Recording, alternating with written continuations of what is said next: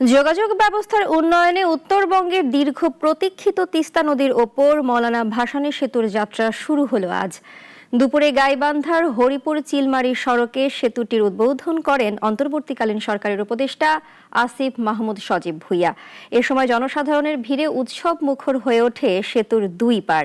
প্রতিনিধিদের পাঠানো তথ্য ছবিতে বিস্তারিত জানাচ্ছেন শাশ্বতী সরকার।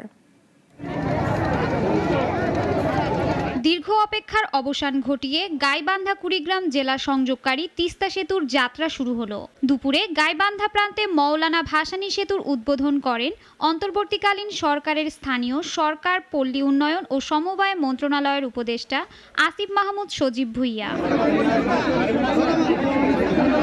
স্বপ্নের এই সেতু উদ্বোধন দেখতে ভিড় করেন স্থানীয়রা।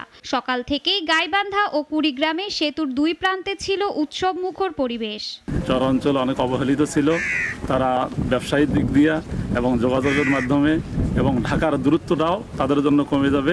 ঢাকা থেকে আসছে এই কারণে ব্রিজটা উদ্বোধন করবে আজকে, তাই আমরা দেখতে আসছি। কুড়িগ্রাম টু মানে গাইবান্ধা বা প্লাস কুড়িগ্রাম টু ঢাকা যাতায়াতের কোনো সমস্যা হবে না। চিলমারির এই অংশ এবং হরিপুর সুন্দরগঞ্জের অংশের মানুষরা আমরা আজকে অত্যন্ত উৎফুল্ল। আমাদের এলাকার এটার গৌরব, এই আমাদের হরিপুর অথবা গাইবান্ধা অথবা কুড়িগ্রামের গৌরব আমার এই বৃষ্টি হয়।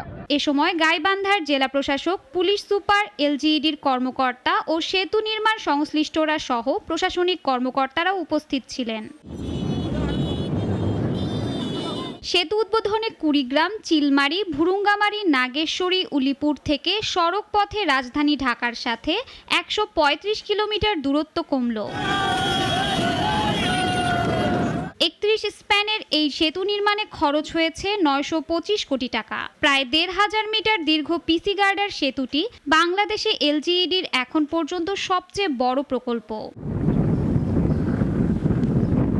শাশ্বতী সরকার, নাগরিক।